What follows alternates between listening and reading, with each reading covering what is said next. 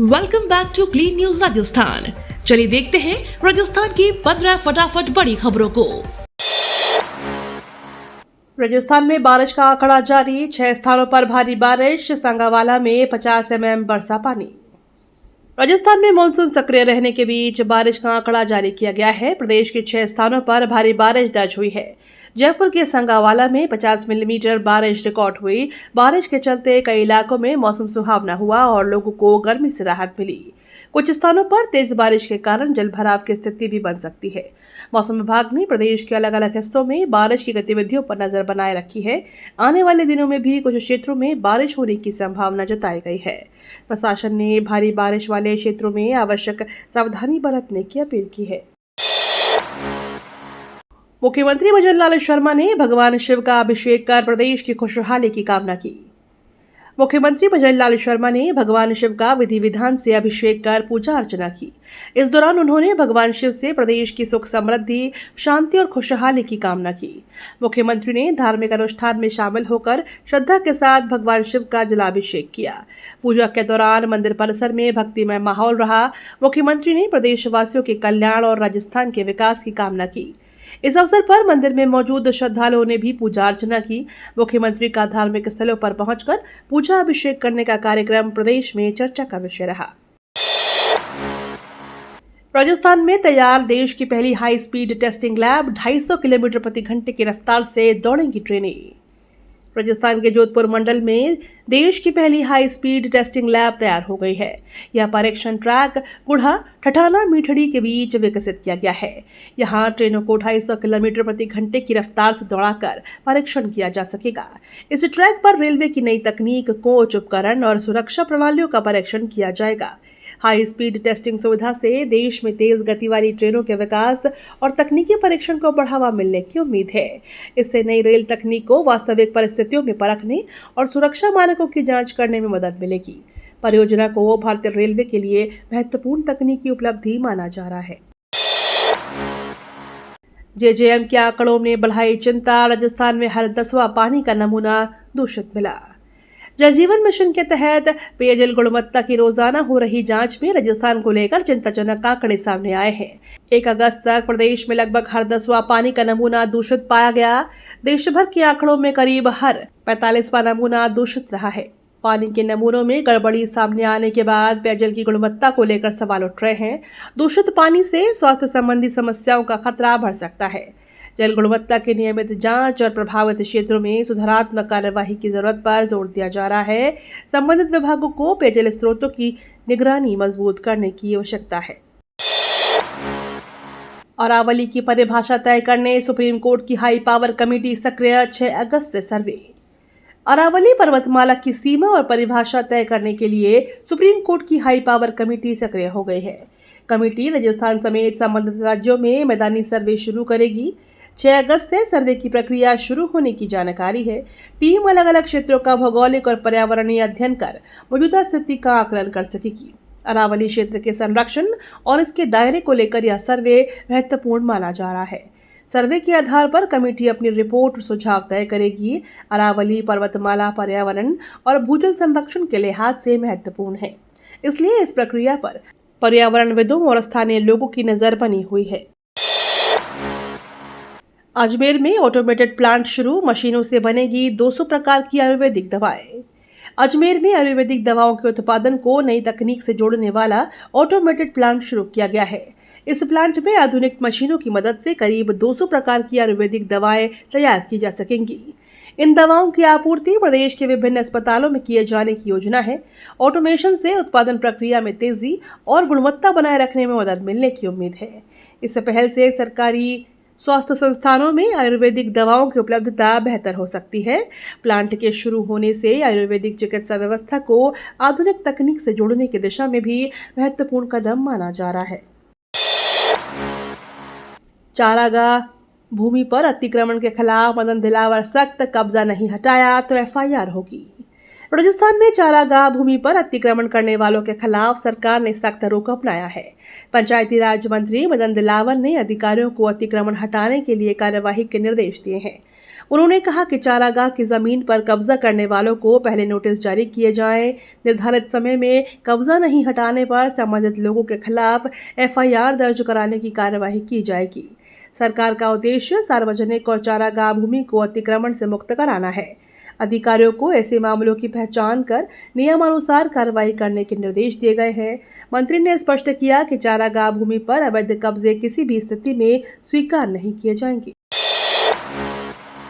Jaipur Pachpadra expressway से जालौर को मिलेगा फायदा, जयपुर रिंग रोड से जुड़ेगा प्रोजेक्ट। जालौर जिले को बेहतर कनेक्टिविटी देने वाली सड़क परियोजना जालौर जिले को बेहतर सड़क कनेक्टिविटी देने वाली बड़ी परियोजना जल्द आकार ले सकती है। जयपुर पचपदरा एक्सप्रेसवे जिले को भविष्य में जयपुर तक तेज और बेहतर कनेक्टिविटी मिलने की उम्मीद है। प्रस्तावित मार्ग जालौर रोहिट के बीच भादरा-जून तहसीली क्षेत्र से होकर गुजरने की योजना है। यह पूरा प्रोजेक्ट जयपुर रिंग रोड से भी कनेक्ट होगा। एक्सप्रेसवे बनने से जालौर और आसपास के क्षेत्रों में आवागमन आसान होने के साथ व्यापार और आर्थिक गतिविधियों को भी बढ़ावा मिल सकता है। लंबे समय से बेहतर नेशनल हाईवे कनेक्टिविटी की जरूरत महसूस कर रहे जिलों के लोगों के लिए इस परियोजना को महत्वपूर्ण सौगात माना जा रहा है। 12 में बनेगा राजस्थान का पहला लहसुन एक्सीलेंस सेंटर, किसानों को मिलेगी आधुनिक सुविधाएं। 12 जिले में राजस्थान का पहला लहसुन एक्सीलेंस सेंटर विकसित किया जाएगा। इसके लिए 15 अगस्त से पहले करीब 5 करोड़ रुपए की निविदा जारी करने की तैयारी है। लगभग 10 हेक्टेयर क्षेत्र में बनने वाले इस सेंटर का उद्देश्य लहसुन की खेती से जुड़े किसानों और व्यापारियों को आधुनिक तकनीक उपलब्ध कराना है। यहाँ किसानों को उत्पादन, प्रोसेसिंग और मार्केटिंग से जुड़ी नई तकनीकों की जानकारी दी जाएगी। सेंटर से लहसुन की गुणवत्ता और मूल्यवर्धन को बढ़ावा मिलने की उम्मीद है। किसानों को बाजार की जरूरतों के अनुरूप उत्पादन और प्रसंस्करण की जानकारी मिलने से उनकी आय बढ़ाने के नए अवसर भी पैदा हो सकते हैं। अंगदान जागरूकता में राजस्थान देश में नंबर 1 मिला स्टेट अवार्ड फॉर एक्सीलेंस। अंगदान जागरूकता के क्षेत्र में राजस्थान ने देश भर में अपनी अलग पहचान बनाई है। प्रदेश को ऑर्गन डोनेशन अवेयरनेस के लिए स्टेट अवार्ड फॉर एक्सीलेंस से सम्मानित किया गया है। यह सम्मान राज्य में अंगदान से लेकर चलाए जा रहे जागरूकता अभियानों और जन भागीदारी के प्रयासों को मिला है। अभियान के जरिए लोगों को अंगदान के महत्व और जरूरतमंद मरीजों की जिंदगी बचाने में इसकी भूमिका के बारे में जागरूक किया जा रहा है। स्वास्थ्य विभाग और विभिन्न संस्थानों की ओर से अंगदान को लेकर जागरूकता कार्यक्रम आयोजित किए जा रहे हैं। राज्य को मिला यह सम्मान भविष्य में अभियान को और गति देने की उम्मीद जगाता है। रोजगार सिखाने वाले ही बेरोजगार, राजस्थान में 2502 वोकेशनल ट्रेनर्स हटाए गए, स्थायी नौकरी की मांग। राजस्थान में 2502 वोकेशनल ट्रेनर्स को हटाए जाने के बाद विरोध तेज हो गया है। प्रशिक्षण देकर युवाओं को रोजगार के लिए तैयार करने वाले इन ट्रेनर्स ने अब खुद स्थायी रोजगार की मांग उठाई है। नौकरी से हटाए जाने के बाद ट्रेनर्स ने नाराजगी है और उन्होंने सरकार से सेवा बहाल करने की मांग की है। प्रदर्शनकारियों का कहना है कि लंबे समय से काम करने के बावजूद उन्हें स्थायी नियुक्ति का लाभ नहीं मिला। ट्रेनर्स ने सरकार से रोजगार सुरक्षा और नियमितीकरण की नीति बनाने की मांग की है। उनका कहना है कि उनकी समस्याओं का समाधान नहीं हुआ तो आंदोलन को और व्यापक किया जाएगा। यूजीसी नियमों के विरोध में जयपुर में करनी सेना का प्रदर्शन, वाटर कैनन के बाद लाठीचार्ज।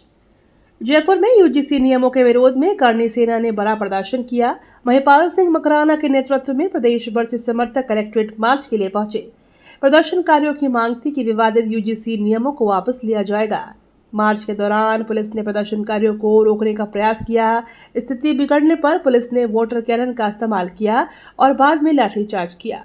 प्रदर्शन के दौरान पुलिस और प्रदर्शनकारियों के बीच धक्का मुक्की की स्थिति भी बनी। करनी सेना ने अपनी मांगों को लेकर आंदोलन जारी रखने की बात कही है। वहीं प्रशासन की ओर से कानून व्यवस्था बनाए रखने के लिए सुरक्षा व्यवस्था बढ़ाई गई। रामदास अठावले बोले, राजस्थान सरकार बेहतर काम कर रही, गांव से गरीबी हटाने पर जोर।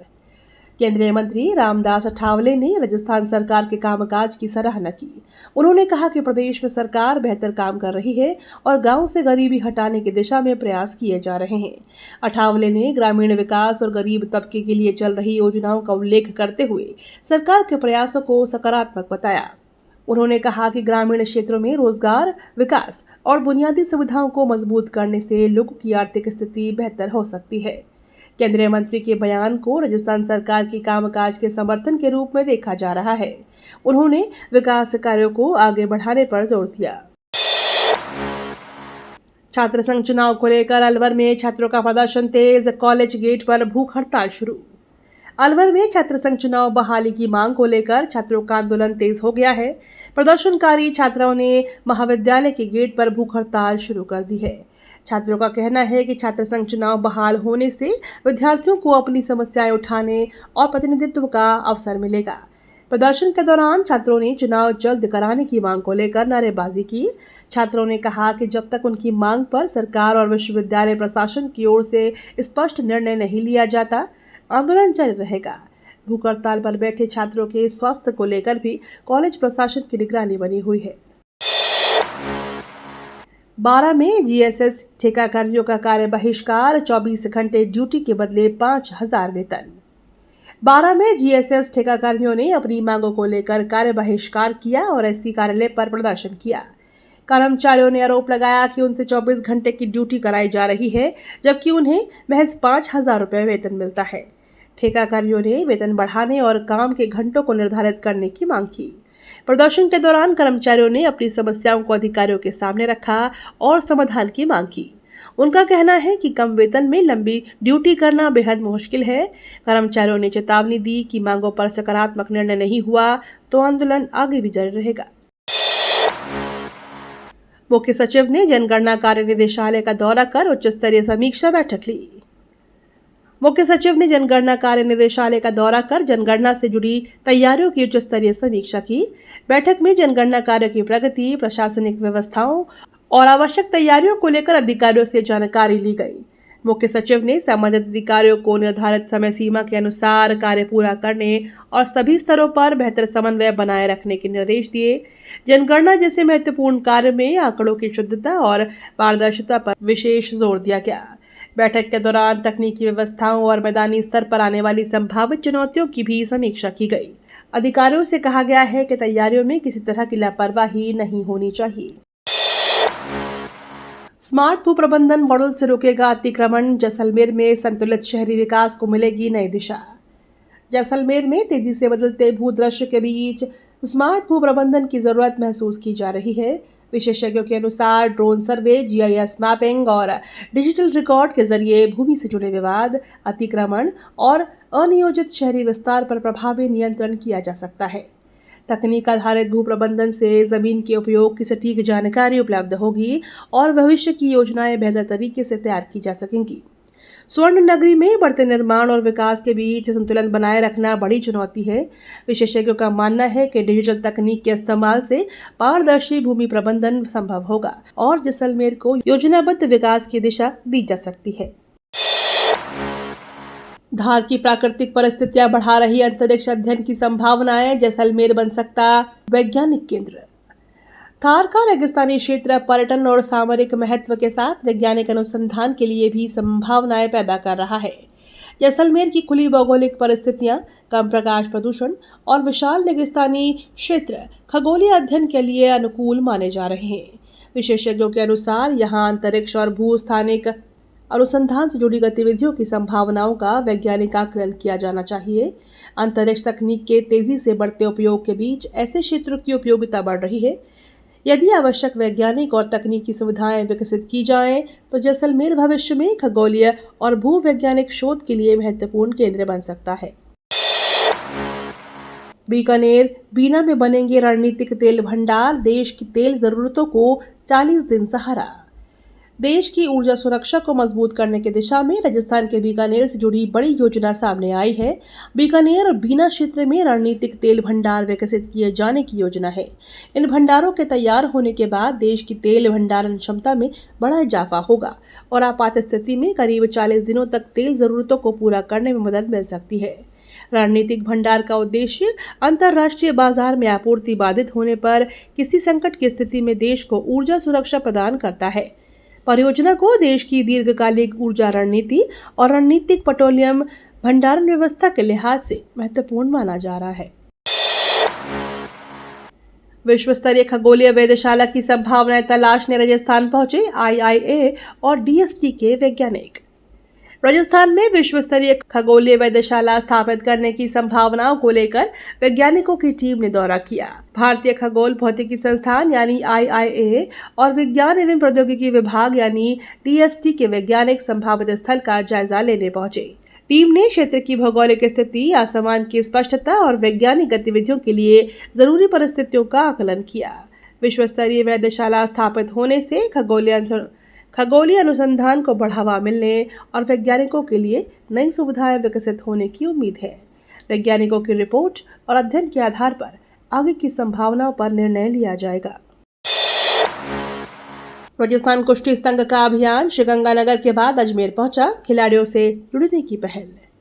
राजस्थान कुश्ती संघ की ओर से खिलाड़ियों और कुश्ती से जुड़े लोगों तक पहुंचने के लिए अभियान शुरू किया गया है। श्रीगंगानगर के बाद अब अजमेर में अभियान की शुरुआत की गई। इस दौरान कुश्ती खेल को बढ़ावा देने, खिलाड़ियों की समस्याओं को समझने और उन्हें बेहतर अवसर उपलब्ध कराने पर चर्चा की गई। संघ से जुड़े पदाधिकारियों ने स्थानीय खिलाड़ियों और प्रशिक्षकों से संवाद किया। अभियान के जरिए प्रदेश में कुश्ती की गतिविधियों को मजबूत करने और नई प्रतिभाओं को सामने लाने का प्रयास किया जा रहा है। आयोजकों का कहना है कि अलग अलग जिलों में अभियान के माध्यम से खिलाड़ियों से सीधे संपर्क किया जाएगा। बूंदी अलवर में महिला सुरक्षा संकल्प अभियान, पुलिस से बेझिझक शिकायत करने की अपील। बूंदी और अलवर में महिला सुरक्षा को लेकर विशेष जागरूकता अभियान चलाया गया। महिला सुरक्षा संकल्प अभियान के तहत पुलिस ने महिलाओं को अपने अधिकारों के प्रति जागरूक किया। अभियान के दौरान महिलाओं से अपील की गई है कि वे किसी भी तरह के अपराध या उत्पीड़न से डरे नहीं और जरूरत पड़ने पर पुलिस तक अपनी शिकायत पहुंचाएं। पुलिस अधिकारियों ने महिलाओं को उपलब्ध सहायता और सुरक्षा व्यवस्था की जानकारी दी। अभियान का उद्देश्य महिलाओं में कानून और पुलिस व्यवस्था को लेकर भरोसा बढ़ाना है। अधिकारियों ने कहा कि महिलाओं की सुरक्षा और सम्मान सुनिश्चित करना पुलिस की प्राथमिकता है और शिकायत मिलने पर आवश्यक कार्रवाई की जाएगी। मॉनसून के बाद राजस्थान की सड़कों पर शुरू होगा पैचवर्क अभियान, सुरक्षा पर रहेगा फोकस। राजस्थान में मानसून के बाद सड़कों की मरम्मत के लिए विशेष पैचवर्क अभियान शुरू किया जाएगा।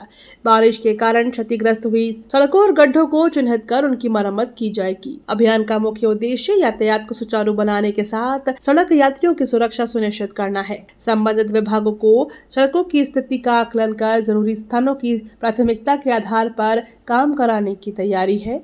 मॉनसून खत्म होने के बाद मरम्मत कार्य में तेजी लाई जाएगी।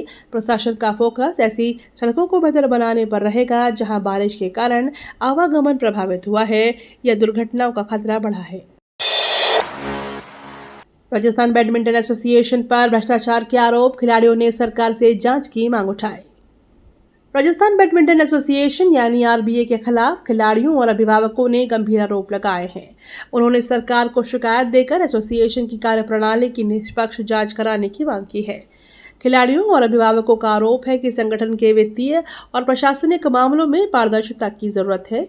उन्होंने मौजूदा कार्यकारिणी को भंग करने और नई एडहॉक कमेटी गठित करने की मांग भी की है।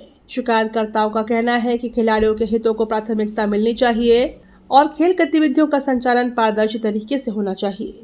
अब संबंधित विभाग की कार्यवाही और जांच के नतीजों पर सभी की नजर है। वीणा म्यूजिक एंड इवेंट्स के निदेशक प्रसन्नजीत मालू राजस्थान गौरव अवार्ड 2026 से सम्मानित। वीणा म्यूजिक एंड इवेंट्स के निदेशक प्रसन्नजीत मालू को राजस्थान गौरव अवार्ड 2026 से सम्मानित किया गया।